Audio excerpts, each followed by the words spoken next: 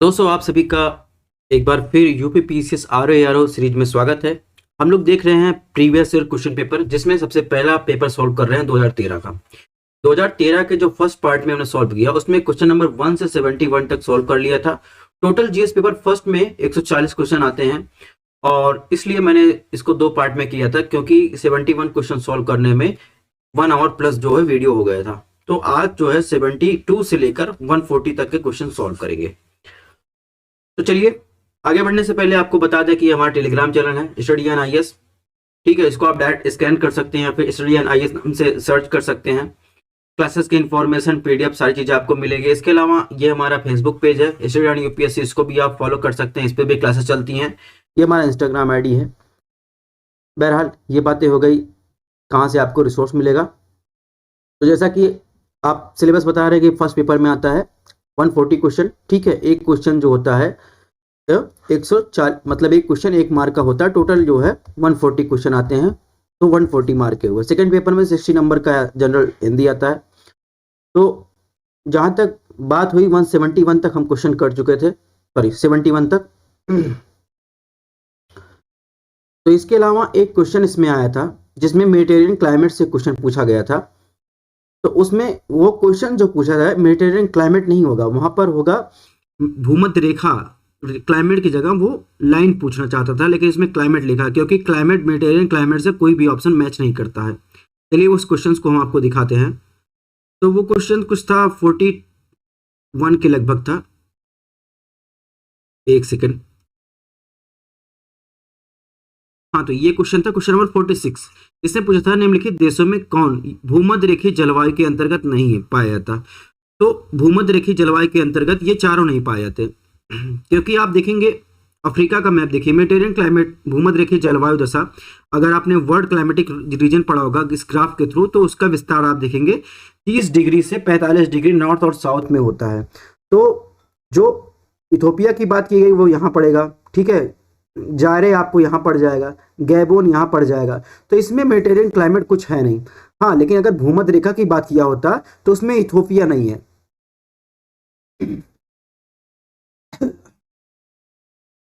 Sorry, लेकिन अब Mediterranean climate की बात कर रहा है, तो आप देखेंगे मेडिटेरियन क्लाइमेट में देखेंगे तो भूमध्य रेखा के आसपास जितने भी एरिया है वहां पर भूमध्य रेखा जलवायु दशा पाई जाती है। इसके अलावा ऑस्ट्रेलिया के आप जाएंगे तो साउथ वेस्ट में जो है आपको मेडिटेरियन क्लाइमेट मिलेगा, फिर चिली में मिल जाएगा। और इधर आएंगे अफ्रीका में। अफ्रीका में अगर जो है साउथ अफ्रीका का नाम लिया होता तो केप टाउन के पास जो है मेडिटेरियन क्लाइमेट पाया जाता है। और इसके बाद इधर आएंगे तो कैलिफोर्निया के ऊपर जाएंगे तो यहाँ पर मेडिटेरियन क्लाइमेट पाया जाता है। तो इधर देखेंगे किसी भी महाद्वीप के पश्चिमी भाग में जो है मेडिटेरियन क्लाइमेट पाया जाता है। ठीक है, और मेडिटेरियन क्लाइमेट की विशेषता होती है यहाँ पर जो है रसदार फलों की खेती की जाती है। ठीक है, वर्षा जो है शीत ऋतु में होती है। ठीक है, ये चीजें इसकी विशेषता है। बहरहाल ये करेक्शन हो गया। अब बात करेंगे क्वेश्चन नंबर 72 की। तो 71 तक हमने किया है। तो यहां तक हमने बहुत चर्चित गॉड पार्टिकल हमने बताया था कि यह हिग्स बोसान या गॉड पार्टिकल से कहते हैं, वो से संबंधित, और ये ब्रह्मांड की उत्पत्ति से संबंधित कॉन्सेप्ट है। यहां तक हमने कर लिया था। अब बात करेंगे, आज की क्लास की शुरुआत करते हैं क्वेश्चन नंबर 72 की। 72 में एक साइंस का क्वेश्चन है।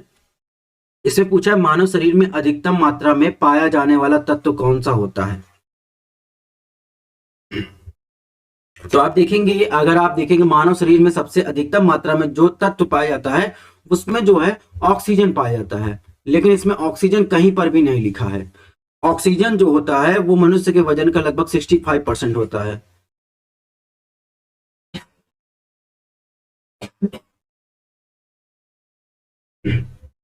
सॉरी, तो इसमें देखिए ऑप्शन इसमें भी मिसमैच है। इसके अलावा मानव के शरीर में आप देखेंगे सोडियम, फास्फोरस, कैल्शियम पाया जाता है, लेकिन सबसे ज्यादा मात्रा में आप देखेंगे ऑक्सीजन पाया जाता है। तो इस प्रकार इस ऑप्शन को भी आपको सही कर लेना है। अब बात करेंगे क्वेश्चन नंबर 73। किसने पूछा जो लाइट है या प्रकाश है, आकाश की बात कर रहा है, यानी आसमान नीला दिखाई पड़ता है क्योंकि। तो जो आसमान है नीला इसलिए दिखाई देता है क्योंकि जो नीला, ये ब्लू कलर का जो लाइट होता है वो वातावरण में जो है वो अवशोषण जो है उसका सबसे कम होता है। सॉरी, इसमें जो आंसर होगा आकाश नीला क्यों दिखाई पड़ता है, तो आकाश नीला इसलिए दिखाई पड़ता है क्योंकि जो ब्लू कलर का जो लाइट होता है उसकी स्कैटरिंग यानी जिसका प्रकीर्णन होता है वो सबसे अधिक होता है। तो इसीलिए जो है मनुष्य के सामने से देखने पर जो है नीला कलर का जो है आकाश दिखाई देता है, क्योंकि नीला कलर का जो स्कैटरिंग होता है वो सबसे ज्यादा होता है। ठीक है, इसको क्वेश्चन को ध्यान रखना है। इसमें अगर पूछा जाए आपसे तो यही ऑप्शन लगाना है कि नीले कलर का जो प्रकाश होता है वो जो है उसका अवशोषण जो है कम होता है और उसकी स्कैटरिंग ज्यादा होती है, यानी प्रकीर्णन ज्यादा होता है, इसलिए मनुष्य की आंखों में वो जो है नीले कलर का आसमान दिखाई देता है। अब बात करें क्वेश्चन नंबर 74। 74 में पूछा है मृग तृष्णा का उदाहरण क्या है। तो आपको बताना मृग तृष्णा का उदाहरण क्या है। मृग तृष्णा मतलब आपने रामायण में भी हर जगह सुना होगा, मारीच का नाम सुना होगा। मारीच मतलब धोखा, कोई भी चीज आपको दिखाई दे रही है लेकिन वास्तविक स्थिति में वहां नहीं है। ऐसा अक्सर जो है आप देखेंगे गर्म जगहों पर, रेगिस्तान में होता है। रेगिस्तान में आप जाएंगे तो आपको दूर जो है सड़क पे ऐसे देखेंगे तो आपको वहां पानी दिखाई देगा, लेकिन वो पानी वहां नहीं रहता। उसी कहते हैं क्या, मृग तृष्णा। तो ये जो घटना होती है, मनुष्य अपने आंखों से ये सब देखता है, ये किसके कारण होता है। तो ये जो होता है, इसमें जो होता है कि मनुष्य की आंखों से वो पूर्ण आंतरिक परावर्तन दिखाई देता है, और ये जो होता है वायुमंडलीय अपवर्तन के कारण होता है मृग तृष्णा। तो इसमें देखेंगे इसको ऑप्शन सही हो जाएगा ऑप्शन बी, पूर्ण आंतरिक परावर्तन के कारण मनुष्य अपनी आंखों से जो देखता है तो आपको ऐसा लगता है रेगिस्तान में या सामने जहां बहुत ज्यादा हॉट क्लाइमेट है वहां पर दूर उसको पानी या ऐसा कुछ दिखाई देता है, दोस्तों धोखा हो जाता है। ठीक है, उसे क्या कहते हैं, मृग तृष्णा या मिरीच का बहुत जगह कहते हैं। क्वेश्चन नंबर 75 की बात करें, इसमें पूछा खाद्य पदार्थों के परिरक्षण यानी सुरक्षित रखने के लिए प्रयोग में लाया जाने वाला रसायन कौन सा है। यानी फूड को सिक्योर करने के लिए कौन सा रसायन यूज किया जाता है। Option A sodium chloride, option B caustic soda, option C sodium bentonite, option D गंधक का अम्ल। तो फूड को सिक्योर रखने के लिए दोस्तों जो यूज किया जाता है केमिकल, उसे क्या कहते हैं, बेंजोइक अम्ल कहते हैं। ठीक है, बेंजोइक अम्ल कहते हैं, बेंजोइक एसिड कहते हैं, या उसे सोडियम बेंजोएट कहते हैं। ठीक है, तो इस प्रकार इसमें जो है ऑप्शन सी जो हो जाएगा वो सही हो जाएगा। नेक्स्ट क्वेश्चन की बात करें, 76 पूछा है प्रकाश वर्ष मात्रक इकाई है, यानी प्रकाश वर्ष मात्रक किसका इकाई है। तो प्रकाश वर्ष जो है स्वयं दूरी का मात्रक है। तो ये चीज आपको ध्यान रखना, प्रकाश वर्ष जो है स्वयं दूरी का मात्रक है। अगर प्रकाश की मात्रक की बात पूछे तो एसआई में इसका मात्रक क्या होता है। ठीक है, तो एसआई में मात्रक होता है कैंडल। तो ये चीजें आपको ध्यान रखनी है। क्वेश्चन नंबर 77 की बात करें, इसने पूछा है प्रदूषण युक्त वायुमंडल को निम्न में से किसके द्वारा स्वच्छ किया जा सकता है। तो ऑक्सीजन, वर्षा, नाइट्रोजन, हवा। तो आपने देखा होगा जैसे अगर आप दिल्ली जैसे शहर में रह रहे हैं, पोल्यूशन खूब ज्यादा है, या फिर कहीं भी आप देखेंगे पोल्यूशन ज्यादा है, तो अगर बारिश हो जाए तो क्या होता है, जो जितने भी वायुमंडल में धूल के कण रहते हैं जो उड़ते रहते हैं, वो क्या करते हैं जमीन के नीचे बैठ जाते हैं और आकाश साफ हो जाता है। जैसे दिल्ली जैसे शहर में आप देखेंगे पॉल्यूशन बहुत ज्यादा दिखाई देता है, लेकिन अगर दिल्ली पॉल्यूशन के कारण अगर जब भी बारिश हो जाए, बारिश होने के बाद क्या करता है, आसमान साफ हो जाता है। तो इसमें ऑप्शन बी होगा, वर्षा जो होती है वो वायुमंडल को स्वच्छ कर देती है प्रदूषण से। ठीक है, 78 की बात करें, इसने पूछा है निम्नलिखित में किसने काल्पनिक वैज्ञानिक उपकरणों की पुस्तक लिखी। तो ये जो क्वेश्चन आया है ये एंशिएंट हिस्ट्री से आया है। ठीक है, ये क्वेश्चन आया है एंशिएंट हिस्ट्री। एंशिएंट हिस्ट्री में एक है साहित्य और साहित्यिक रचनाएं, ये उसी से क्वेश्चन आया है। ठीक है, और ये जो काल्पनिक वैज्ञानिक उपकरण की पुस्तक है उसने जो है भोज ने लिखी थी, भोज द्वारा जो है लिखा गया था। ये चीजें आपको ध्यान रखनी है। 79 की बात करें, ऑपरेशन जो पोलो है वो किससे जुड़ा है। भारत छोड़ो आंदोलन, सब्र अवज्ञा आंदोलन, जूनागढ़ राज्य के सैनिक कार्रवाई से, हैदराबाद राज्य के सैनिक कार्रवाई से। तो इसमें दो ऑप्शन तो वैसे एलिमिनेट हो गया, भारत छोड़ो आंदोलन, सब्र अवज्ञा आंदोलन, बचा जूनागढ़ सैनिक कार्रवाई, हैदराबाद राज्य के सैनिक कार्रवाई। तो इसमें देखेंगे ऑपरेशन पोलो जो था वो हैदराबाद को भारत में हिस्सा बनाने के लिए जो है सैनिक कार्रवाई की गई थी भारत सरकार द्वारा। तो इसमें जो है ऑप्शन डी जो है वो सही है। अब बात करते हैं दोस्तों क्वेश्चन नंबर 80 की। इसमें पूछा किसने कहा था संविधान सभा कांग्रेस थी और कांग्रेस भारत था। तो ये इस बार के यूपी पीसीएस में भी क्वेश्चन आया है, इस बार भी क्वेश्चन आया है, इसके पहले भी कई सारे स्टेट एग्जाम में, लोअर एग्जाम में, वनडे एग्जाम में ये सारे क्वेश्चन आ गया है। तो एक फेमस है ग्रेनवेल ऑस्टिन, इन्होंने ये कहा था कि संविधान सभा कांग्रेस की थी और कांग्रेस भारत था। ठीक है, तो ये जो थे ऑप्शन ए इसमें सही हो जाएगा, ग्रेनवेल ऑस्टिन ने कहा था। ठीक है, तो यहाँ पे देखेंगे ऑपरेशन पोलो, ऑपरेशन पोलो देखेंगे तो यहाँ पर है 1948 में हैदराबाद। फिर आप देखेंगे ऑपरेशन विजय 1961 में गोवा दमन दीव, और ऑपरेशन इरज 1947 में नॉर्थन कश्मीर। इसके बाद देखेंगे ऑपरेशन ब्लू स्टार जो है 1984 में अमृतसर पंजाब में, ये आपको ध्यान रखना है। ऑपरेशन पवन दिखा श्रीलंका में। वर्तमान में कौन कौन से लेटेस्ट ऑपरेशन कौन सा है? ऑपरेशन अजय, ऑपरेशन अजय वर्तमान में सबसे लेटेस्ट है। ये इजराइल में जो अटैक हुआ भारतीयों को निकालने के लिए, ठीक है। इसके बाद ऑपरेशन कावेरी, ऑपरेशन कावेरी कहां पर लगाया गया था? भारत सरकार द्वारा सूडान में फंसे भारतीयों को निकालने के लिए। इसके बाद ऑपरेशन दोस्त, ऑपरेशन दोस्त टर्की और सीरिया में जो भूकंप आया था, राहत सामग्री पहुंचाने के लिए यूज किया गया था। फिर ऑपरेशन गंगा 2022 में यूक्रेन में छात्रों को बाहर निकालने के लिए। ऑपरेशन देवी शक्ति 2021 में पंजाब हरियाणा दिल्ली अफगानिस्तान में।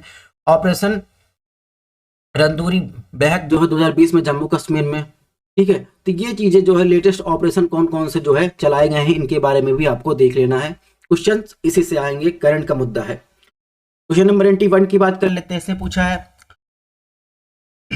सूची 1 से सूची 2 को मिलान करना है। Curiosity, rover, Messenger, Rustom first, Akash 2, इसमें आपको मिलान करना है। अगर बात करें दोस्तों क्यूरोसिटी रोवर की, तो क्यूरोसिटी रोवर जो है यूएसए का मंगल ग्रह का एक जो है खोजी अंतरिक्ष यान है।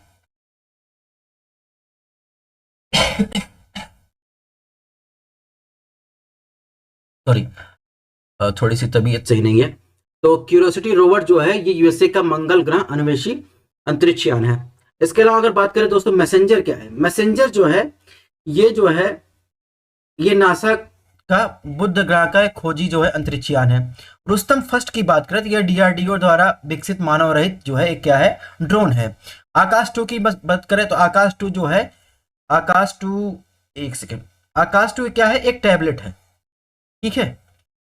तो इस प्रकार इसमें जो ऑप्शन सही होगा, इसमें आप देखेंगे कुल मिलाकर ए का 3, बी का 4, सी का 2, डी का 1, यानी ऑप्शन ए जो हो जाएगा वो सही हो जाएगा। अब दोस्तों बात करते हैं क्वेश्चन नंबर 82 की। इसमें पूछा है आधुनिक ब्रह्मोस सुपरसोनिक मिसाइल जैसे प्रौद्योगिकी भारत ने संयुक्त रूप से किसके साथ विकसित की है? तो ये क्वेश्चन जो है बहुत पुराना हो चुका है कि ब्रह्मोस मिसाइल, ठीक है। तो इसमें देखेंगे ब्रह्मोस 2 नाम है, रशिया और फ्रांस। इसमें जो है सॉरी रशिया और इंडिया, तो भारत ने जो है ये ब्रह्मोस मिसाइल जो है रूस के साथ मिलकर विकसित की है। तो ये चीजें आपको ध्यान रखना है।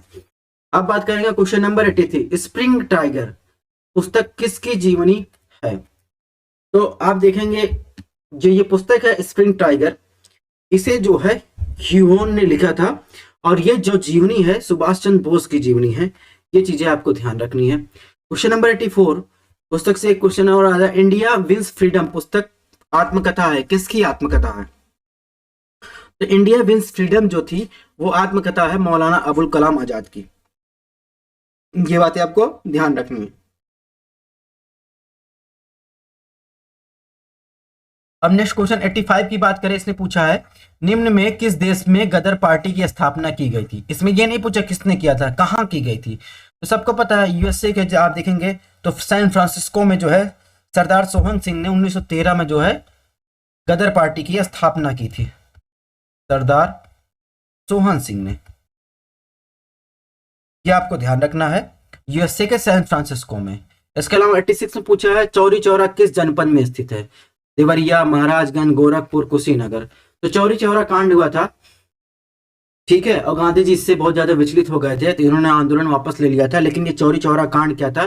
चौरी चौरा कांड जो था ये गोरखपुर में स्थित है। यहाँ पुलिस स्टेशन था, उग्रवादियों ने जो है पुलिस स्टेशन को जला दिया था और कई लोगों की जान भी गई थी इसमें, ठीक है। ये बात हो गई चौरी चौरा की। 87 की बात करें, निम्नलिखित घटनाओं को पढ़े और उनको एक क्रोनोलॉजी, सही क्रोनोलॉजी में आपको लगाना है कि सबसे पहले कौन सी घटना हुई, सबसे बाद में कौन सी घटना हुई।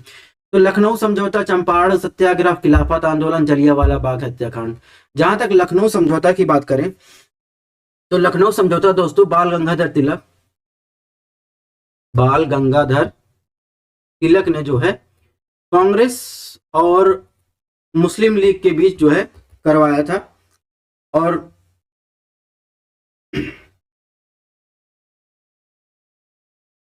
ठीक है, और ये समझौता जो है 1916 में हुआ था। चंपारण सत्याग्रह आपको पता है, ये नील किसान की खेती से मुद्दा था, गांधी जी गए थे, तो ठीक है, तो ये हुआ था 1917 में। खिलाफत आंदोलन, तो खिलाफत आंदोलन जो है 1919 से 1921 के बीच चला था, और ये 1919 मतलब मार्च 1919। ये क्वेश्चन कई बार कंफ्यूज किया था। और जलियांवाला बाग हत्याकांड जो हुआ था वो 13 अप्रैल 1919 हुआ था। तो एग्जैक्ट डेट भी आपको कभी कभी जो है मिलान करने में काम देता है। 13 अप्रैल 1919 को यह हुआ जलियांवाला बाग हत्याकांड। खिलाफत आंदोलन की शुरुआत हुई थी मार्च 1919 में। इस प्रकार दोस्तों देखेंगे इसमें कौन सा ऑप्शन जो है सही है, तो इसमें बात करेंगे सही ऑप्शन की, तो ऑप्शन बी जो है वो सही है, ठीक है। यानी पहले हुआ था लखनऊ, फिर हुआ चंपारण, इसके बाद देखेंगे खिलाफत, फिर जलियांवाला बाग हत्याकांड, ठीक है। ये चीजें आपको ध्यान रखना है। क्वेश्चन नंबर 88 की बात करें, सिख राज्य का अंतिम राजा कौन था? तो बात करेंगे सिख राज्य का अंतिम राजा, सबसे पहला राजा कौन था? तो सिख राज्य के सबसे पहले राजा थे रणजीत सिंह। तो रणजीत सिंह थे सिख राज्य के पहले राजा। और लास्ट राजा की बात करें तो दिलीप सिंह थे सिख राज्य के जो है लास्ट राजा। ये चीजें आपको ध्यान रखनी है। क्वेश्चन नंबर 89 की अगर बात करें दोस्तों, तो 89 में जो है 89 में पूछा है, भारत छोड़ो आंदोलन के दौरान उत्तर प्रदेश के निम्नलिखित जिलों में किसमें समानांतर सरकार की स्थापना की गई थी? तो इसमें यह नहीं पूछा भारत में कहां सबसे पहले समानांतर सरकार की स्थापना की गई थी, बल्कि इसमें पूछा है कि उत्तर प्रदेश के किस जिले में समानांतर सरकार की स्थापना की गई थी, ये आपको बताना है। वैसे समानांतर सरकार की बात करें तो तामलुक बंगाल में, ठीक है, तामलुक में हुआ था बंगाल में, तलचर में हुआ था, इसके अलावा सतारा में हुआ था, ठीक है। और अगर बात करें यूपी की बात करें, और इसके अलावा कोलकाता में भी हुआ था, लेकिन अगर बात करें यूपी की, तो यूपी में देखेंगे तो इसमें जो है बलिया में जो है समानांतर सरकार की स्थापना हुई थी। ये बात आपको ध्यान रखना है। क्वेश्चन नंबर 90 की बात करें, इसने पूछा प्रथम अखिल भारतीय समाजवादी युवा कांग्रेस सभापति कौन था? तो अगर बात करें दोस्तों प्रथम अखिल भारतीय समाजवादी युवा कांग्रेस सभापति, तो ये जो जवाहरलाल नेहरू थे, और ये अखिल भारतीय युवा जो समाजवादी कॉन्फ्रेंस हुई थी कलकत्ता में हुई थी, ठीक है, 27 दिसंबर 1928 को। तो 27 दिसंबर 1928 को जो है कलकत्ता में हुई थी अखिल भारतीय समाजवादी युवा कांग्रेस की जो है बैठक हुई थी। तो उसके जो है अध्यक्ष की बात करें, सभापति की बात करें, तो जवाहरलाल नेहरू थे। ये चीजें भी आपको ध्यान रखना है। अब क्वेश्चन नंबर 91 की बात करें दोस्तों, इसने पूछा है भारतीय राष्ट्रीय कांग्रेस ने अपने किस अधिवेशन में भारत सरकार अधिनियम 1935 को अस्वीकार किया था? तो जाहिर सी बात है सबसे पहले आया होगा 1935 का जो है अधिवेशन आया होगा, ठीक है, ठीक है, इंग्लैंड की तरफ से 1935 का जो है रिफॉर्म आया होगा। अब इसके बाद ही तो जो लखनऊ अधिवेशन हुआ 1936 में, तो इसी में तो अस्वीकार किया गया होगा। आने से पहले तो स्वीकार किया नहीं गया ना, तो 1940 में, इतना साल बाद स्वीकार करेंगे, अस्वीकार करेंगे। तो लखनऊ अधिवेशन 1936 में इसे अस्वीकार किया गया था। क्वेश्चन नंबर 92 देखिए, पुस्तक से ये तीसरा क्वेश्चन है। इसमें पूछा गया है पॉलिटिक्स इन इंडिया पुस्तक के रचयिता कौन है? तो पॉलिटिक्स इन इंडिया पुस्तक के रचयिता जो थे वो थी रजनी ठाकुर। इन्होंने जो है पॉलिटिक्स इन इंडिया पुस्तक की रचना की। क्वेश्चन नंबर 93 की बात करें तो ये भी क्वेश्चन जो है कई बार पूछा गया है, यूपी पीसीएस में पूछा गया, यूपीएससी में पूछा गया है कि मत देने का अधिकार और निर्वाचित होने का अधिकार भारत में एक कौन सा अधिकार है? मौलिक अधिकार है, संवैधानिक अधिकार है, प्राकृतिक अधिकार है, वैधानिक अधिकार है? तो ध्यान रखिएगा दोस्तों, भारत में जो है मत देने का अधिकार, निर्वाचित होने का अधिकार आप देखेंगे तो वैधानिक अधिकार है, ठीक है, संवैधानिक अधिकार भी नहीं है, और वैधानिक अधिकार है, यानी लीगल राइट है, कानूनी अधिकार है। तो ये चीजें आपको ध्यान रखना है, ऑप्शन डी इसमें सही हो जाएगा। क्वेश्चन नंबर 94 की बात करें, भारत में संविधान संशोधन की पहल कहां की जा सकती है? तो बात जुड़ा है आर्टिकल 368 से। तो संविधान संशोधन के बारे में राज्यसभा और लोकसभा की दोनों की शक्तियां समान है, कहीं भी की जा सकती है, विधानसभा में नहीं की जा सकती है, ठीक है।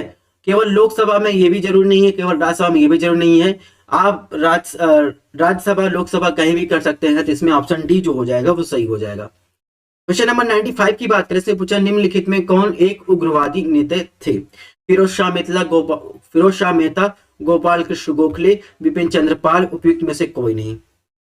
तो इसमें उग्रवादी नेता की बात करें तो उग्रवादी नेता में आप देखेंगे तो लोकमान्य तिलक, ठीक है, गरम दल के नेता थे। इसके अलावा अरविंद घोष, लाला लाजपत राय, बिपिन चंद्र पाल, तो ये सब क्या थे, उग्रवादी नेता थे। इसमें बिपिन चंद्र पाल आपको मिल गया।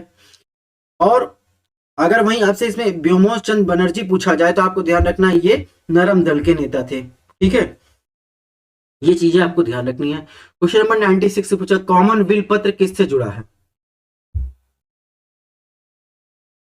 तो 1914 में आप देखेंगे, 1914 की बात है दोस्तों। 1914 में जो है द कॉमनवेल्थ पत्र आया था। और इसके अलावा कॉमनवेल्थ पत्र और न्यू इंडिया, ये दोनों जो है एनी बेसेंट ने जो है ने जारी किया था। तो इसमें ऑप्शन बी जो है सही हो जाएगा। तो 1914 में ध्यान रखना, दो पत्रिका है, दो, एक है न्यू इंडिया, एक है दूसरा है द कॉमनवेल्थ। इस दोनों को एनी बेसेंट ने 1914 में जारी किया था। 97 की बात करें, 97 पूछा है, निम्न में से किस भारतीय सार्वजनिक क्षेत्र के उपक्रम को 4 नवरत्न कंपनियों को दिया गया महारत्न का दर्जा प्राप्त नहीं है? Shell, ONGC, BEL, NTPC. तो इसमें जिसे महारत्न का दर्जा नहीं दिया गया है उसमें देखेंगे तो बीईएल है। ठीक है, अभी जो डाटा नया है उसको भी देखेंगे, लेकिन बीईएल को जो है महारत्न कंपनी का दर्जा नहीं दिया गया। वर्तमान में भी बीईएल को जो है नवरत्न कंपनी का दर्जा दिया गया है। अभी अन्य डाटा हम लोग आगे देखेंगे। इसके अलावा 98 की बात करें, इसने पूछा 2001 की जनगणना के अनुसार भारत किस राज्य में बाल मृत्यु दर न्यूनतम थी? तो दोस्तों ध्यान रखिएगा, इसमें पूछा है 2001 की जनगणना के अनुसार भारत में किस राज्य में बाल मृत्यु दर न्यूनतम थी? तो उस टाइम में जो है केरला में जो है बाल मृत्यु दर न्यूनतम थी। अगर बात करें 2011 की बात करें तो वर्तमान में भी केरला में जो है बाल मृत्यु दर जो है न्यूनतम है। ठीक है, और अगर देश भर में बात करें तो 2011 के अनुसार जो बाल मृत्यु दर है वो 1000 बालकों पर पैदा हुए बच्चों पर जो है आप देखेंगे 44 है। और ग्रामीण इलाकों की बात करें सेपरेशन में तो 1000 बच्चों पर जो है 48 बच्चे जो है मृत्यु दर को प्राप्त होते हैं। और शहर में जो है 1000 बच्चों पर जो है 33 जो है बच्चे जो है इनकी जो है क्या है मृत्यु रेशियो है। और देश का सबसे कम जो है बाल मृत्यु दर वाला एरिया की बात करें तो गोवा, मणिपुर, ये चीजें आपको याद रखनी है। और सर्वाधिक बाल मृत्यु दर की बात करें, सर्वाधिक बाल मृत्यु दर एमपी में है। तो ये चीजें भी आपको ध्यान रखनी है। नेक्स्ट क्वेश्चन की बात, क्वेश्चन नंबर 99 से पूछा 2010-11 में 2004-5 की कीमतों पर, यानी बेस ईयर क्या है 2004-5, निम्न में से कौन सी एक भारत की प्रति व्यक्ति आय थी? तो लगभग अगर एक अप्रॉक्स की बात करें तो लगभग 33,588 रुपए के लगभग आएगा। तो इसमें निकटतम मान देखें तो आप ऑप्शन बी लगा सकते हैं। वर्तमान में 2010-11 के अनुसार जो है आप देखेंगे तो इसमें लगभग 90% की जो है प्रति व्यक्ति आय की वृद्धि हुई है। ये चीजें आपको ध्यान रखनी है। क्वेश्चन नंबर 100 की बात करें तो निम्न में से किस राज्य में मृत्यु गणना की शुरुआत की, यानी वो कौन सा भारत का पहला राज्य है जिसने मृत्यु गणना की शुरुआत की? तो भारत का पहला राज्य जिसने डेथ रेट की शुरुआत की, यानी डेथ रेट कितना है उसकी गणना की शुरुआत की, तो वो कर्नाटका है। ये चीजें भी आपको ध्यान रखनी है। तो इसमें देखिए लिस्ट ऑफ महारत्न कंपनी के दिया गया है। तो 10 जो है महारत्न कंपनी है, 14 जो है नवरत्न कंपनी, इनको आपको डिटेल देख लेना है। और जहां तक हमने कहा था बीईएल जो है वो क्या है, वो नवरत्न कंपनी है। ये भी आपको ध्यान रखना है, बीईएल भारत इलेक्ट्रॉनिक्स लिमिटेड। अब बात करें क्वेश्चन नंबर 101 की। तो इसमें पूछा है राज्यसभा का अध्यक्ष होता है राष्ट्रपति द्वारा नियुक्त किया जाता है, ऑप्शन बी संसद द्वारा चयनित किया होता है, ऑप्शन सी उपराष्ट्रपति का पदेन अध्यक्ष होता है, ऑप्शन डी राज्य परिषद के सदस्यों द्वारा चुना जाता है। तो जहां तक बात करें उपसभा राज्यसभा के अध्यक्ष की, राज्यसभा का अध्यक्ष जो होता है भारत का उपराष्ट्रपति होता है। और उपराष्ट्रपति का जो चुनाव होता है वो उसमें जो है एकल संक्रमणी मत द्वारा होता है। उसमें लोकसभा के सदस्य, राज्यसभा के सदस्य और विधान परिषद के सदस्य, उसमें मनोनीत सदस्य भी विधानसभा के सदस्य, उसमें मनोनीत सदस्य भी जो है भाग लेते हैं। जबकि राष्ट्रपति के चुनाव में जो है मनोनीत सदस्य जो है भाग नहीं लेते हैं। ये चीज आपको ध्यान रखनी है। तो जो राज्यसभा का अध्यक्ष होता है वो उपराष्ट्रपति जो होता है पदेन अध्यक्ष होता है। तो ये चीजें आपको ध्यान रखना है। इनका जो है एकल संक्रमणी मत से चुनाव होता है। राष्ट्रपति और उपराष्ट्रपति के चुनाव में बस यही अंतर है कि राष्ट्रपति में मनोनीत सदस्य जो है भाग नहीं लेते हैं, लोकसभा, राज्यसभा और विधानसभा के, जबकि उपराष्ट्रपति के चुनाव में जो है मनोनीत सदस्य भाग लेते हैं। ये चीजें आपको ध्यान रखनी है। तो इसमें ऑप्शन सी जो हो जाएगा वो सही हो जाएगा। क्वेश्चन नंबर 102 की बात करें, इससे पूछा है निम्न में से किस में एक समावेशी विकास को बढ़ाने की आशा नहीं की जाती है? राष्ट्रीय आय की ऊंची वृद्धि दर, ग्रामीण विकास, कृषि विकास, कृषकों की पर्याप्त साख। तो आपको बताना है निम्न में से किस एक से समावेशित विकास को बढ़ाने की आशा नहीं की जा सकती। तो चलिए इस क्वेश्चन का आंसर दीजिए।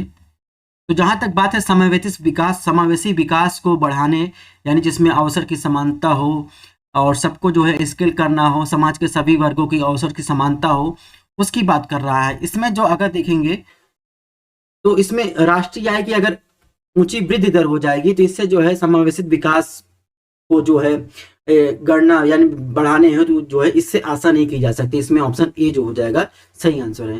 103 की बात करें तो गरीबी रेखा के नीचे जीवन यापन करने वाली जनसंख्या के अनुमान के नए मानक निर्धारित करने के लिए भारत सरकार ने एक समिति गठित की। निम्न में से इसका समिति का अध्यक्ष कौन थे? निर्मला देश पांडे, वी सिद्धार्थ, सुरेश तेंदुलकर, प्रो जानकी रमन। तो सचिन तेंदुलकर जो थे, सचिन तेंदुलकर बोलते हैं, मिस्टेक, सुरेश तेंदुलकर, ठीक है। सुरेश तेंदुलकर जो थे उनको 2009 में जो है एक समिति गठित की गई थी पॉपुलेशन पॉलिसी के तहत। जब फर्स्ट जो है पॉपुलेशन पॉलिसी बनी थी तो 2009 में सुरेश तेंदुलकर की अध्यक्षता में जो है पॉपुलेशन पॉलिसी की जो है गठन किया गया था। तो इसमें ऑप्शन हो जाएगा ऑप्शन सी। क्वेश्चन नंबर 104 की बात करें तो 104 में पूछा है भारत में गरीबी अनुमानों का आधार क्या है? प्रति व्यक्ति आय, प्रति व्यक्ति व्यय और परिवार का उपभोग व्यय। ऑप्शन डी उपयुक्त में से कोई नहीं। तो गरीबी की जो जनरल विधि है उसको मापने की, तो आय और उपभोग, आय या उपभोग को जो है मिलाकर जो है गरीबी की जो है गरीबी को मापा जाता है। और वर्तमान में नीति आयोग के अंतर्गत आप देखेंगे तो मॉस्पी के अंतर्गत एक एनएसओ संस्था है वो गरीबी का मापन करता है। लेकिन हाँ, विधि जो अपनाई जाती है आय और या उपभोग की बात की जाती है। तो इसमें जो है ऑप्शन सी जो हो जाएगा इसका एग्जैक्ट जो है सबसे उपयुक्त उत्तर हो जाएगा। क्वेश्चन नंबर 105 की बात कैसे पूछा, निम्न में से कौन सा एक पारिस्थितिक संतुलन बनाए रखने में मदद नहीं करता? आप वनों को काटेंगे तो पारिस्थितिक संतुलन जाहिर सी बात है डिसबैलेंस हो जाएगा। वनारोपण करेंगे तो इससे पारिस्थितिक संतुलन जो है बैलेंस में आएगा। जल प्रबंधन, जैव मंडल भंडार। तो आप अगर वाटर मैनेजमेंट कर रहे हैं तो इससे जो है डायरेक्टली जो है इकोसिस्टम जो है बैलेंस जो है मुझे लगता है वर्षा जल की बात कर रहा है, वर्षा जल का प्रबंधन करने पर डायरेक्ट इसमें कोई इफेक्ट नहीं पड़ रहा है। तो इसमें जो है ऑप्शन सी जो हो जाएगा ये इसमें सही हो जाएगा। अब बात करते हैं दोस्तों क्वेश्चन नंबर 106 की। तो 106 में से पूछा है पीडीएस सिस्टम के संबंध में निम्नलिखित कथनों पर विचार कीजिए। ऑप्शन 1 इसका मुख्य उद्देश्य सब्सिडाइज कीमतों पर आवश्यक वस्तुओं प्रदान करना। ऑप्शन 2 यह कीमत सहायक कार्यक्रम के तहत प्रारंभ किया गया था। ऑप्शन 3 खाद्य सब्सिडी राज्य सरकारों के द्वारा दी जाती है। कौन सा ऑप्शन सही है?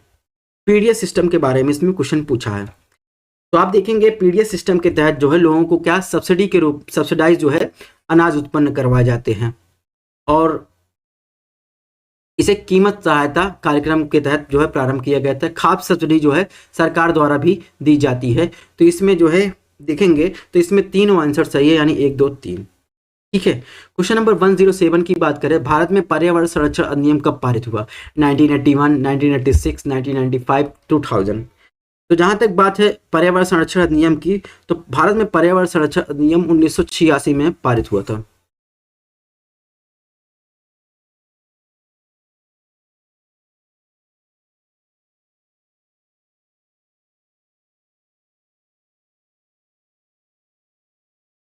तो भारत में पर्यावरण संरक्षण अधिनियम यानी इन्वायरमेंट प्रोटेक्शन एक्ट जो है 1986 में पारित हुआ था।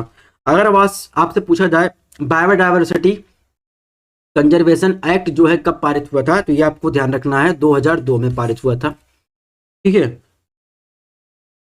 तो गरीबी रेखा का सबसे पहला अनुमान जो है जो लगाया 16 से 35 प्रति व्यक्ति आय, चलिए ये बात हो गई। इसमें देखिए पूरा दिया गया है। राष्ट्रीय योजना समिति 1938 में गरीबी रेखा प्रति माह कितना कमाता है उस आधार पर न्यूनतम स्तर को मापता था। फिर बॉम्बे प्लान आया 1944 में, ठीक है, उन्होंने कहा 75 रुपये होंगे तो गरीबी रेखा, उस पर सुझाव दिया। ठीक है, तो ये सब सारी बातें आपको दी गई। स्वतंत्रता के बाद गरीबी रेखा का आकलन का शुरू हुआ। ठीक है, वीएम दांडेडकर और एन रथ की कमेटी बनी 1971 में। ठीक है, एक इसके बाद अलग समिति बनी 1979 में। तो ध्यान रखना का इसको जो है किससे संबंधित है, गरीबी रेखा अनुमान से। फिर आएंगे तेंदुलकर समिति बनी 2009 में। तो ये सब आपको ध्यान रखना है। अब यहाँ पर देखिए पीडीएस की बात की, सार्वजनिक वितरण सिस्टम की बात की गई। ये उपभोक्ता खाद्य और सार्वजनिक वितरण मंत्रालय के अंतर्गत आता है। इसका काम है फूड सिक्योरिटी सुनिश्चित करना। केंद्र सरकार जो है एफसीआई जो है उसके माध्यम से राज्य सरकारों से खाद्यान्न की खरीद करता है, भंडार करता है, परिवहन करता है, ठीक है, उसका आवंटन करता है। तो ये सब चीजें आपको ध्यान रखना। अब पीडीएस सिस्टम के अंतर्गत क्या क्या अभी वर्तमान में दिया जा रहा है, राज्य और केंद्र शासित प्रदेशों के वितरण के लिए गेहूं दिया जा रहा है, चावल दिया जा रहा है, चीनी दिया जा रहा है, मिट्टी का तेल जैसी वस्तुएं आवंटित की जा रही है। हालांकि मिट्टी का तेल जो है अब हटा दिया गया है, अब मिट्टी का तेल का जो है नहीं दिया जाता है। इसके अतिरिक्त जो है पीडीएस दुकानों पर आप देखेंगे बड़े पैमाने पर उपभोग के लिए अतिरिक्त वस्तुएं जैसे दाल दी जा रही है, खाद्य तेल और इसके अलावा आयोडीन युक्त नमक, मसाले आदि भी वितरित करते हैं। तो ये चीजें भी आपको ध्यान रखना है। ऑप्शन यहाँ से बना देगा।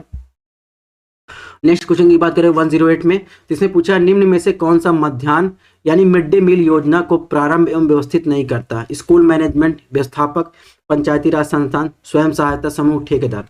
तो आप देखेंगे मिड डे मील योजना, एक बार क्वेश्चन पूछा गया था कि मिड डे मील योजना जो थी वो उसका उद्देश्य क्या था। मिड डे मील योजना का उद्देश्य क्या था?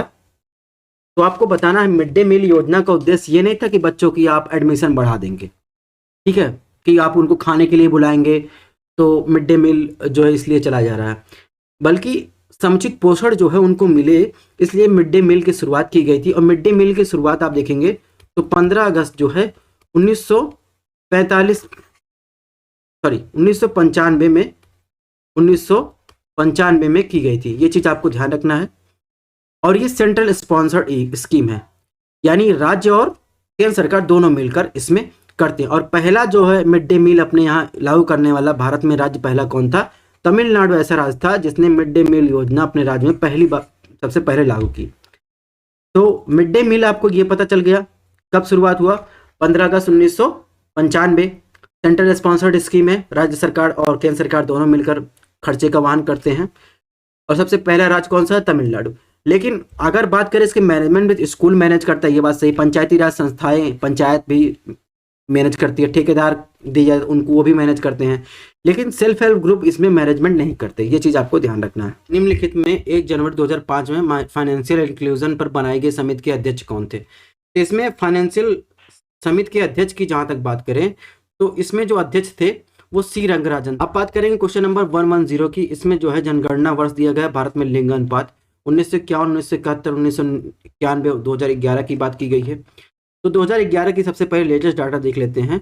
तो 2011 का जो लिंग अनुपात है वो 1000 पर 943 महिलाएं हैं, ठीक है। और 1991 का जो लिंग अनुपात है उस पे 1000 पर जो है 927 है। 1971 का 1000 पर 930 जो है महिलाएं, 1951 का 946। तो वर्तमान में देखेंगे ऑप्शन डी इसमें जो है कौन सा सही सम्मिलित नहीं है। तो 925 नहीं 943 यानी 943 जो है ये आपको वर्तमान में जो है मेल फीमेल सेक्स रेशियो है। ये चीजें आपको ध्यान रखनी है। बात करेंगे 111 की या 111 की। इसमें पूछा है निम्न में से कौन सी एक 2011 के दशक में भारत की जनसंख्या की दशकीय वृद्धि दर रही है। तो आपको बताना 2001 से 2011 के दशक में भारत की जनसंख्या की दशकीय जो वृद्धि है यानी ग्रोथ कितनी रही है। तो इसमें देखेंगे जो ग्रोथ रही है वो लगभग आप देखेंगे 17.64% रही है। और इसमें जो है अगर मेल ग्रोथ की बात करें यानी पुरुष की बात करें तो इसमें लगभग 17.19% रही है। वही फीमेल ग्रोथ की बात करें तो 18.12%। ये 2001 से लेकर 2011 तक भारत देश में ये 10 की ग्रोथ रही है। ये चीजें आपको ध्यान रखनी है। क्वेश्चन नंबर 112 में पूछा गया है, निम्न में से कौन सा एक सामाजिक संरक्षण कार्यक्रम नहीं है, यानी सोशल सिक्योरिटी नहीं है, यानी किसके जो है बीमा वगैरह इस चारों में से कौन सा जो है लोगों को सोशल सिक्योरिटी नहीं उपलब्ध करवाता है।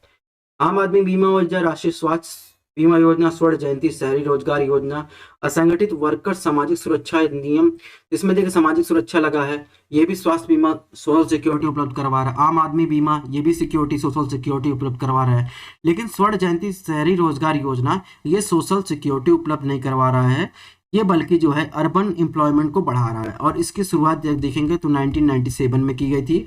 आम आदमी बीमा योजना की बात करें तो लगभग ये 2 अक्टूबर, इससे क्वेश्चन 2 बार पूछे गए हैं, 2007 में किया गया था, बाद में इसका विलय कर दिया गया था।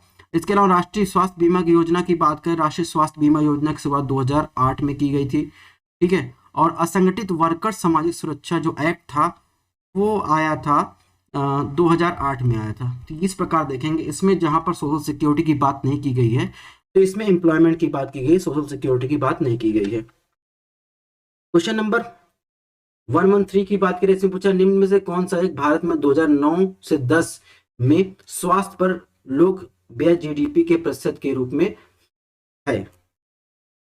तो आप देखेंगे उस टाइम क्या था, एग्जैक्ट आंकड़ा तो नहीं है, लेकिन अगर 2009-10 की बात करें, वर्तमान में जो जीडीपी का आंकड़ा है वो लगभग 3.1 लाख करोड़ या कहे 3 ट्रिलियन इकोनॉमी है, ठीक है।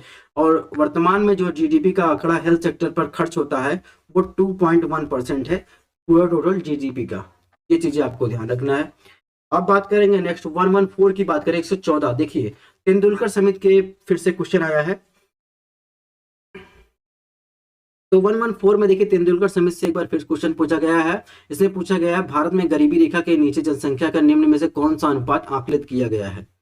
तो गरीबी रेखा के नीचे जो है जनसंख्या का अनुपात जो है तेंदुलकर समिति के अनुसार जो है 37.2% जनसंख्या अभी पॉवर्टी लाइन के नीचे है। और एक डाटा यहाँ पर देखा सी रंगराजन मेथोडोलॉजी के अनुसार जो है भारत में पॉवर्टी की बात करें तो 29.5% है। सुरेश तेंदुलकर की बात करें 21.9, वर्ल्ड बैंक 21.2, और इस प्रकार जो है इसमें देखेंगे तो इसमें 37.2% जो है आका गया है, अनुपात आका गया, परसेंटेज बता रहे हैं। और इसके बाद 115 क्वेश्चन की बात करें, क्वेश्चन नंबर 115 की बात करें, इससे पूछा 2001 की जनगणना के अनुसार भारत में किस केंद्र शासित प्रदेश प्रांत में साक्षरता दर अधिकतम थी। तो इसमें बताना है 2001 की जनगणना के अनुसार जो है किस राज्य में आप बताना है कि जो साक्षरता दर है सबसे ज्यादा थी। यूटी में बताना है, केंद्र शासित प्रदेश में बताना है। तो 2001 में जो यूटी थी उसकी जो लिटरेसी रेशियो था सबसे अधिक आप देखेंगे तो लक्षद्वीप में था, ठीक है। उस टाइम क्या था 86.66% था। अभी 2011 में लक्षद्वीप का भी पहले नंबर पर बना हुआ है। अभी लिटरेसी कितना हो गया 92.28% हो गया। स्टेट की बात करें सबसे ज्यादा स्टेट की लिटरेसी 2001 में थी 90.86, ठीक है। और उसके बाद अभी वर्तमान में जो है लिटरेसी बढ़ गई है 93.99% बढ़ गई है, ये पूरे भारत की है। यूपी की बात करें, यूपी में देखिए 2001 में था ये साक्षरता अनुपात था 56.36% और वर्तमान में ये 67.68% है।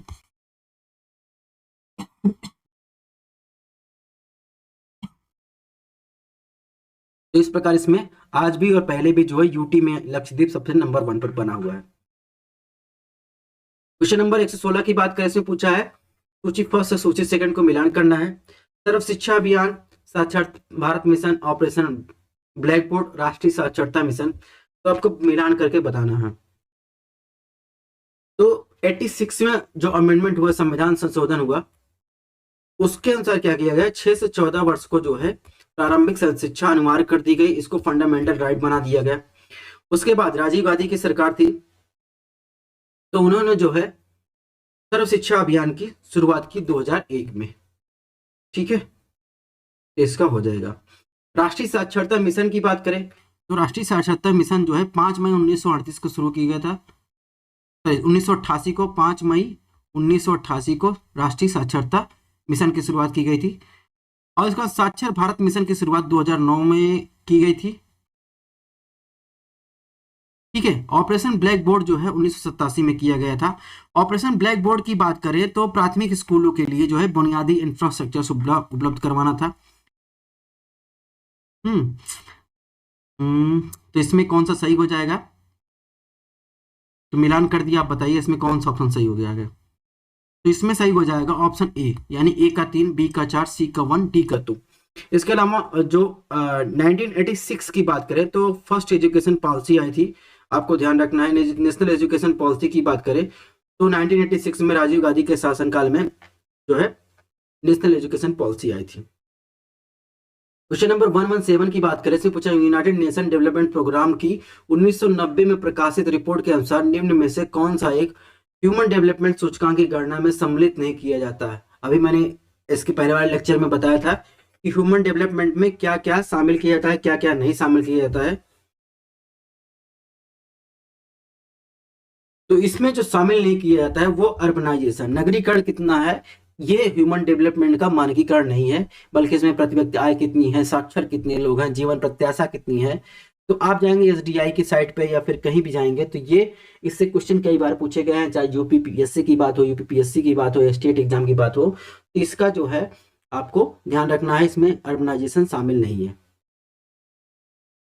और एसडीआई की वर्तमान अगर स्थिति की बात करें तो देश स्तर पर देखेंगे 2022 में भारत की रैंकिंग 132 है और 2020 में जो है ये 130 था। तो रैंकिंग क्या है, गिरी हुई है। ठीक है, इस बार 118 की बात करें तो निम्न में से कौन सा एक वित्तीय समावेशन की प्रक्रिया की सफलता में बाधक है? तो आपको बताना है वित्तीय समावेशन की सफलता में इन चारों ऑप्शन में कौन बाधक है। निम्न आय, साक्षरता, बैंक शाखाओं का अभाव, उपयुक्त सभी। तो रंगराजन की बात करें तो उनके अनुसार जो है वित्तीय समावेशन वह प्रक्रिया है जिसके तहत जो वित्तीय सेवाएं हैं वो सही समय पर लोगों के पास पहुंचे और सही अनुपात में पहुंचे, जितनी जरूरत है सही अनुपात में, जिससे समाज के पिछड़े वर्ग और कम आय वर्ग वाले लोगों को कम लागत में जो है ये सुविधाएं उपलब्ध हो सके, फाइनेंशियल सुविधाएं उपलब्ध हो सके। तो इस प्रकार देखेंगे तो निम्न आय और साक्षरता, निरक्षरता, बैंक शाखाओं का अभाव, ये सभी जो है वित्तीय समावेशन में बाधक सिद्ध होती हैं। ठीक है, क्वेश्चन नंबर 119 की बात करें तो 119 में पूछा है निम्न चक्रवातों में किसने भारत को प्रभावित नहीं किया है, सॉरी किया था। निम्न चक्रवातों में किसने भारत को प्रभावित नहीं किया था? आयला, थाड़े, नीलम, नरगिस।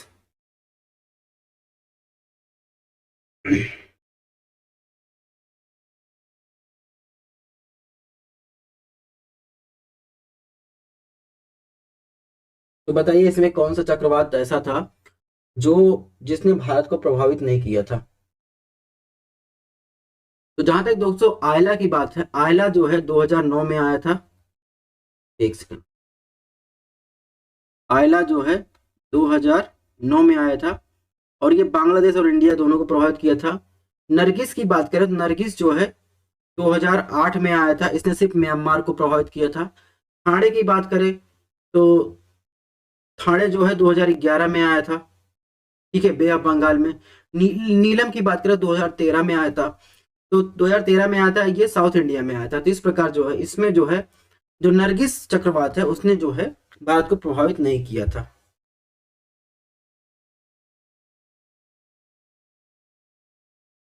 और इसके अलावा वर्तमान में जो चक्रवात आए हैं उनके बारे में भी देख लेते हैं थोड़ा सा। तो लेटेस्ट जो चक्रवात आया था वो जून में आया था। जून में जो चक्रवात आया उसका नाम था विपरजॉय। ठीक है, विपरजॉय जो था वो 2023 में आया था, जून 2023 में, और ये कहाँ आया था? अरब सागर में आया था। इसके अलावा मोचा आया था। मोचा आया मई 2023 में और ये इंडिया को डायरेक्ट प्रभावित नहीं किया था बल्कि म्यांमार में सीतवे बंदरगाह के पास ज्यादा प्रभावित किया था। फिर आया सितरंग। सितरंग आया जो है अक्टूबर 2022 में, पूर्वोत्तर भारत बे ऑफ बंगाल में आया था। फिर आसानी आया, आसानी मई 2022 में आया, ये भी बे ऑफ बंगाल में आया था, आंध्र प्रदेश के कोस्टल एरिया पे। फिर जावद आया, जावद जब आया ये नवंबर दिसंबर 2021 में आया था अंडमान निकोबार में। फिर इसके बाद गुलाब आया, गुलाब जो आया था ये सितंबर 2021 में आया था। यास आया, यास मई 2021 में आया, पूर्वोत्तर भारत को प्रभावित किया। तो इस प्रकार जो है, इसके अलावा भी आपको सारे चक्रवात के बारे में ध्यान रहना चाहिए। अब बात करें क्वेश्चन नंबर 120 की बात करें, इससे पूछा भारत में जननांकीय इतिहास में महाविभाजन का वर्ष कहते हैं। तो आप देखेंगे जो डेमोग्राफिक चेंज हुआ, या आप कह सकते हैं डेमोग्राफिक लाइन जहां से आई, तो जनसंख्या में जो है भारी गिरावट आई थी, और वो वर्ष था 1951। 1951 में देखेंगे जनसंख्या में भारी गिरावट आई थी। ठीक है,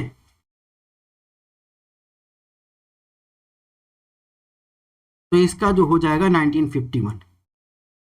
ये देखिए, ये है एसडीआई, ह्यूमन डेवलपमेंट इंडेक्स। इसके डायमेंसिटी क्या है, डायमेंशन यानी एसडीआई मापने में क्या क्या देखता है, तो लाइफ, जीवन प्रत्याशा कितनी है, एजुकेशन इंडेक्स में क्या है, पर कैपिटा इनकम कितनी है, ठीक है, और कितना टाइम बच्चों ने स्कूलिंग में एक्सपेंड किया है, मतलब जो है वहां पर गया है, लाइफ एक्सपेक्टेंसी, जीवन मतलब बच्चा पैदा होने की बाद कितने साल तक जीता है। तो ये सब जो है इसके डायमेंसिटी इंडिकेटर है, ये चीजें आपको ध्यान रखना है।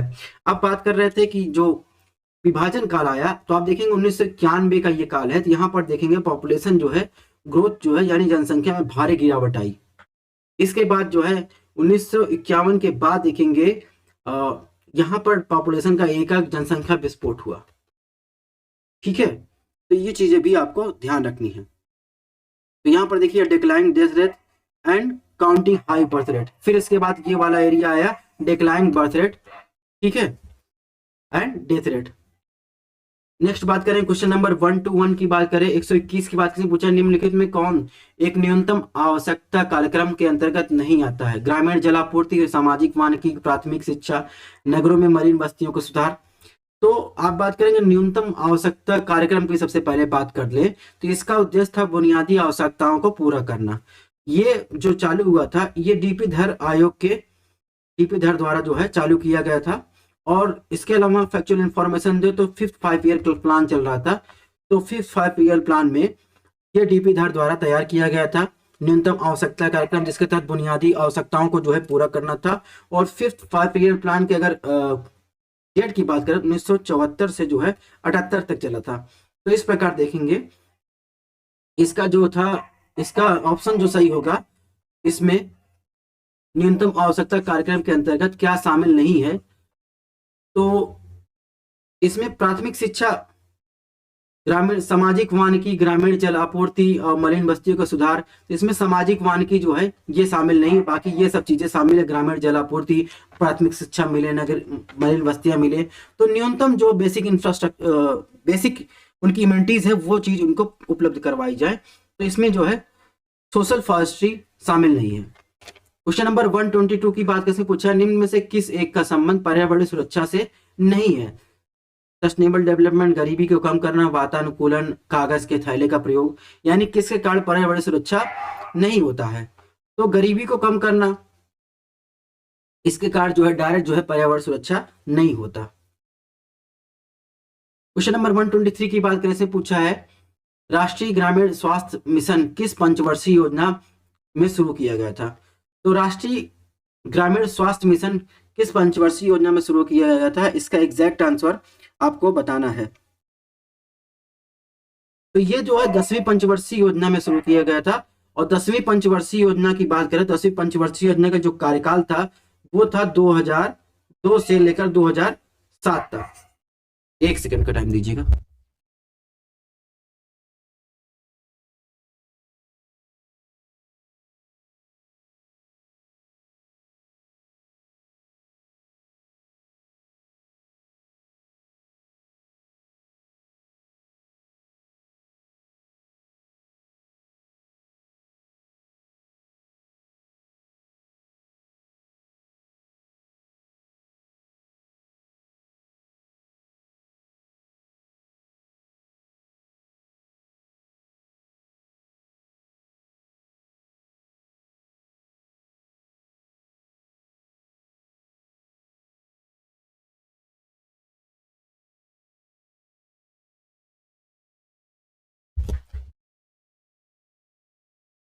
हाँ, तो राष्ट्रीय ग्रामीण स्वास्थ्य मिशन की शुरुआत जो है 10वीं पंचवर्षीय योजना के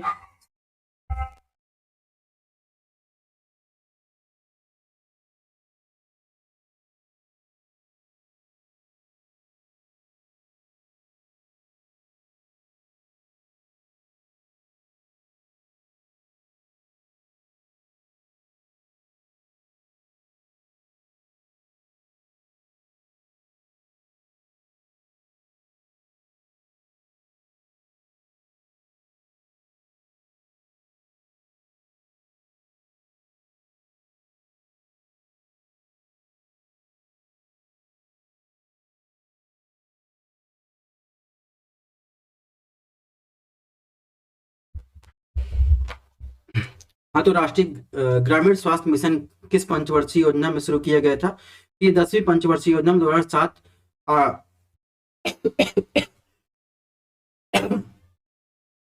सॉरी। तो बात कर रहे थे राष्ट्रीय ग्रामीण स्वास्थ्य मिशन किस पंचवर्षीय योजना में शुरू किया गया था? तो ये शुरू किया गया था 10वीं पंचवर्षीय योजना। और 10वीं पंचवर्षीय योजना कार्य की बात करें यानी टाइम पीरियड की बात करें 2002 से लेकर 2007 तक चला था।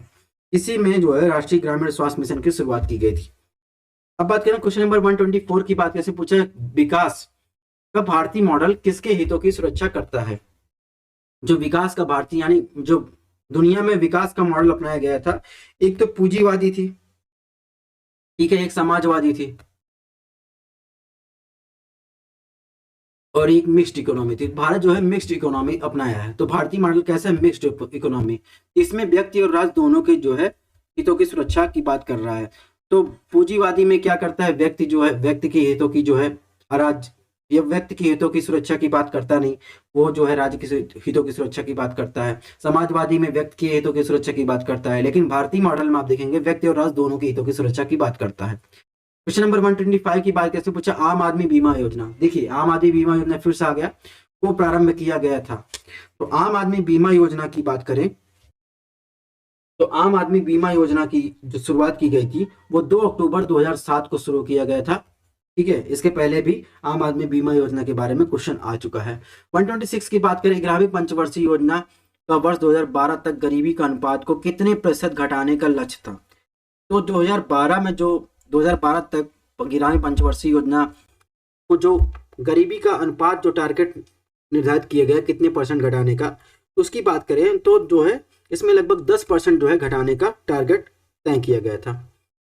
तो ये 5th पंचवर्षीय योजना की बात कर ले, इसमें क्या है, न्यूनतम आवश्यकता कार्यक्रम, ठीक है, डीपी धर द्वारा लॉन्च किया गया था। और इसके अलावा 10वीं पंचवर्षीय योजना की बात कर ही ली हमने। अब देखिए 2011 में यूपीएससी में क्वेश्चन पूछा गया आम आदमी बीमा योजना से, ठीक है। इस प्रकार आप देख सकते हैं कितनी बार आम आदमी बीमा योजना क्वेश्चन पूछा गया था। 11वीं पंचवर्षीय योजना की बात करें तो इसमें देखिए गरीबी का जो लक्ष्य निर्धारित किया गया था 11वीं पंचवर्षीय योजना के तहत, विकास लक्ष्य जो है 9% था।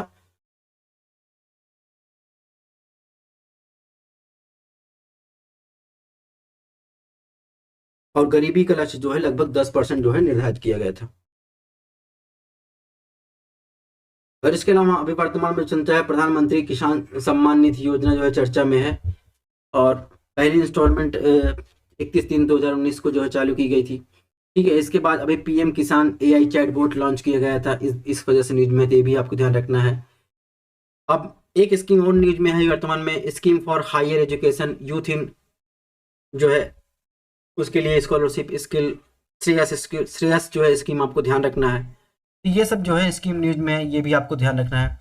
बात करते हैं क्वेश्चन नंबर 127 की बात करते हैं। इसमें पूछा है विकास के मानवीय पक्ष पर निम्नलिखित में किस एक ने सबसे पहले ध्यान केंद्रित किया था? संयुक्त राष्ट्र विकास कार्यक्रम, समन्वित ग्रामीण विकास योजना, विश्व विकास प्रतिवेदन, सामुदायिक विकास योजना। तो आपको बताना है किसने जो है ध्यान केंद्रित किया था विकास के मानवीय पक्ष पर, निम्नलिखित में किसने एक सबसे पहले ध्यान केंद्रित किया था? यूएनडीपी ने किया था, समन्वित ग्रामीण विकास योजना ने किया था, विश्व विकास प्रतिवेदन ने किया, सामुदायिक विकास योजना ने किया था। इसका आंसर आपको बताना है।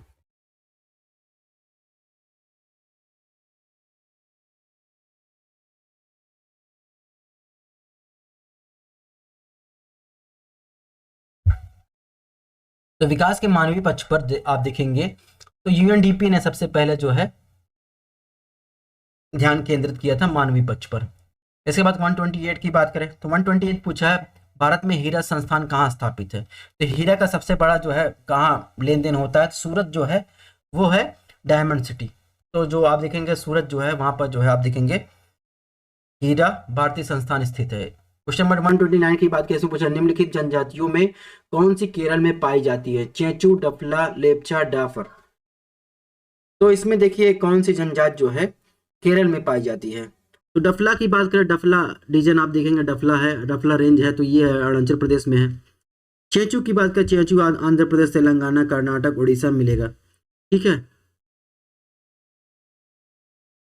और इसके अलावा अगर बात करें लेप्चा की, लेप्चा जो है नॉर्थ ईस्टर्न रीजन में कई रीजन मिलता है। बचा डाफर, डाफर जो आपको मिलेगा केरला रीजन में मिलेगा। तो इस प्रकार इसमें ऑप्शन डी जो हो जाएगा सही हो जाएगा। क्वेश्चन नंबर 130 की बात कैसे पूछा, मेघालय का पठार का भाग है हिमालय श्रेणी का प्रायद्वीपीय खंड का पूर्वी पर्वतों, पूर्वी घाट के पर्वत सतपुड़ा रेंज। तो मेघालय का पठार देखिए यहाँ पर है, और ये पूरा जो है प्रायद्वीपीय पठार का भाग है, इसे सेंट्रल हाईलैंड कहते हैं, ठीक है। और ये है बीच में मालदा गैप। तो ये प्रायद्वीपीय पठार से टूट कर ही जो है ये मेघालय का पठार अलग हुआ है, और ये बीच में मालदा गैप बना हुआ है। तो यहाँ छोटा नागपुर पठार है, इधर है शिलोंग प्लेटू या फिर मेघालय का पठार। इसमें प्रायद्वीपीय खंड का भाग है ये मेघालय का पठार। ये चीज आपको ध्यान रखना है। नेक्स्ट क्वेश्चन की बात करें,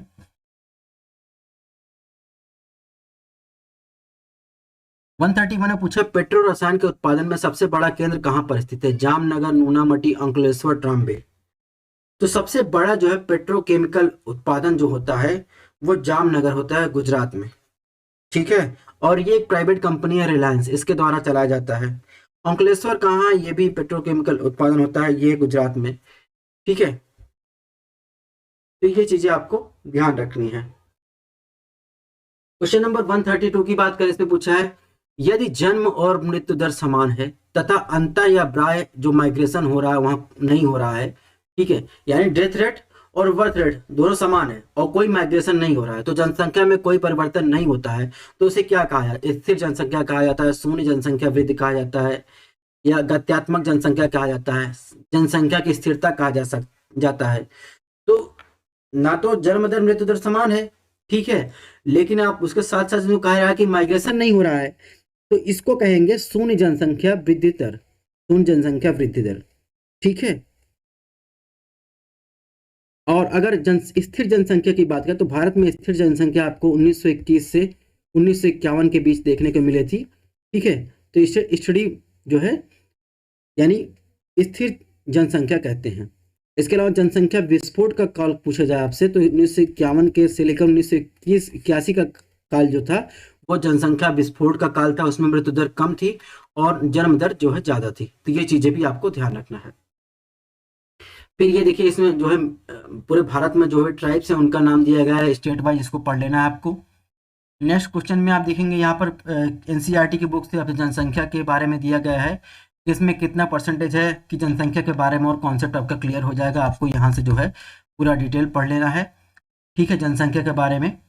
नेक्स्ट क्वेश्चन की बात करें, क्वेश्चन नंबर 133 की बात करें, पूछा है अस्थायी विकास के उपयोग के संदर्भ में अंतर पीढ़ीगत संवेदनशीलता की घटना है, यानी सस्टेनेबल डेवलपमेंट गोल से ये क्वेश्चन पूछा गया है कि अगर कोई भी संसाधन है अगली पीढ़ी के लिए सुरक्षित रहना है तो कौन सा संसाधन इसमें है, प्राकृतिक संसाधन है, भौतिक संसाधन है, औद्योगिक संसाधन है, सामाजिक संसाधन है।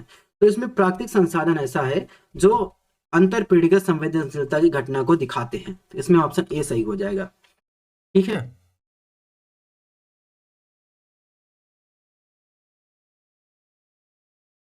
क्वेश्चन नंबर 134 की बात करें, इसने पूछा है तो निम्नलिखित में कौन सा युग्म सुमेलित नहीं है, सरदार सरोवर बांध, तलैया बांध, गांधी सागर बांध, नागार्जुन सागर बांध। तो जहां तक बात करें नागार्जुन सागर बांध की बात कर लेते हैं सबसे पहले।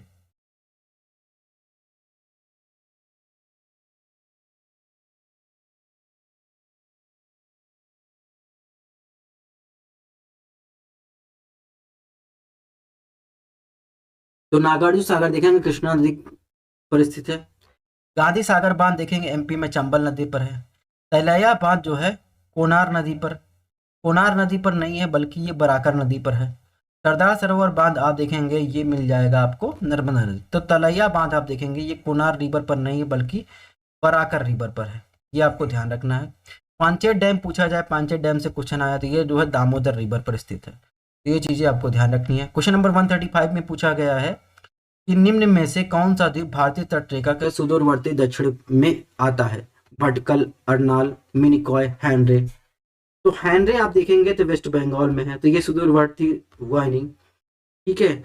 अर्नाल की बात करें तो अर्नाल भी आप देखेंगे तो ये भी महाराष्ट्र के आसपास आपको मिलेगा, ठीक है। भटकल जो है ये आपको मिलेगा कर्नाटक का बंदरगाह शहर। मिनिकॉय, मिनकॉय आपको लक्षद्वीप के पास मिलेगा। तो ये जो है भारत का, भारतीय तट का सुदूरवर्ती दक्षिण क्या है, द्वीप है, आइलैंड है।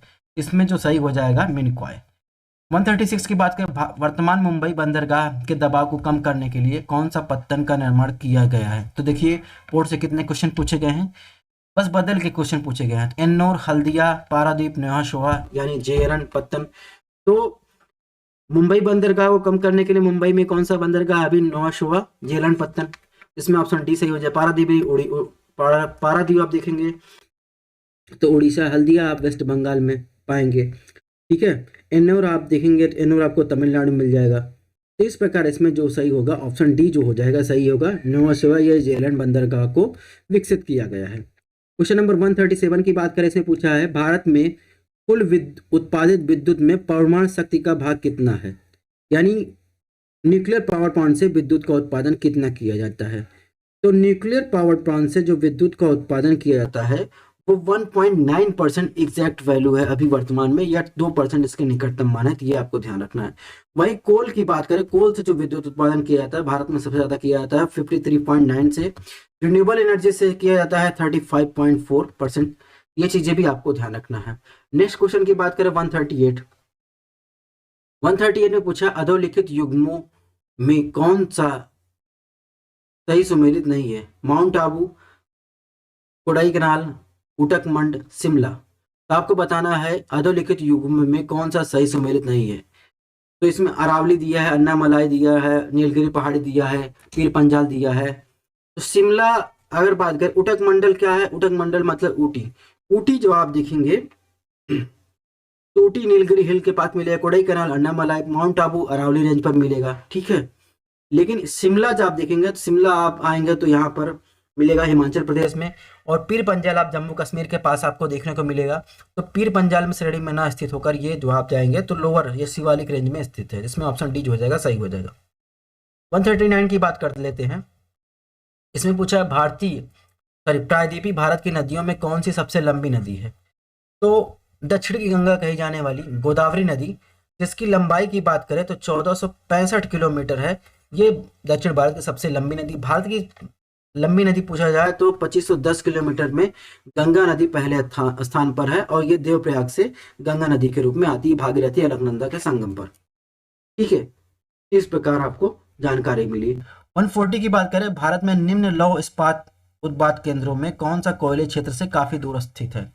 यानी लौह इस्पात केंद्र जो स्थापित किया गया है, कौन सा जो है रॉ मटेरियल, यानी कोयला जो है, लौह इस्पात के लिए रॉ मटेरियल तो कोयला लगेगा ही, कौन सा सबसे दूर स्थापित किया गया, यानी वहां पे कोयला उत्पादन क्षेत्र है ही नहीं। तो बात करें इस 4 ऑप्शन में, बोकारो, दुर्गापुर, भद्रावती, कुल्टी, आसनसोल। तो अगर बात करें भद्रावती कहाँ है, कर्नाटक में है। दुर्गापुर आप देखेंगे, दुर्गापुर वेस्ट बंगाल में कोयला मिलेगा, बिल्कुल मिलेगा। आसनसोल और कुल्टी ये कहाँ है, वेस्ट बंगाल में कोयला मिलेगा, बिल्कुल मिलेगा। बोकारो आपको कहाँ मिलेगा, झारखंड में कोयला मिलेगा, बिल्कुल मिलेगा। ऑप्शन डी जो भद्रावती दिया है ये कर्नाटक में है, और कर्नाटक में भद्रावती में जो लौह इस्पात उद्योग स्थापित किया गया है वहां पर कोयला नहीं, बल्कि वहां से जो है कोयला दूर से लाया जाता है। तो इंडस्ट्रियल लोकलाइजेशन से ये क्वेश्चन है, उद्योगों के स्थानीयकरण में क्या भूमिका निभाती है उससे क्वेश्चन पूछा गया है। हालांकि इसमें ऑप्शन डी सही होगा। अब इसमें देखिए सस्टेनेबल डेवलपमेंट की परिभाषा दी गई है, ठीक है। इसमें डैम दिया गया है, यहाँ पर चंबल रिवर पर आप जाएंगे तो राणा प्रताप सागर आपको मिल जाएगा, तलैया डैम मिल जाएगा, नागार्जुन सागर कृष्णा नदी पर मिल जाएगा, सरदार सरोवर बांध नर्मदा नदी पर मिल जाएगा, ठीक है। इसके अलावा आप जैसे पोर्ट की बात की गई है। अब यहाँ पर देखिए इंडिया का जो कैपेसिटी है कितना, किससे एनर्जी प्रोड्यूस करता है उसके बारे में डाटा दिया गया है। और यहाँ पर देखेंगे तो ऊटी है, ठीक है, और तमिलनाडु में स्थित है। सॉरी,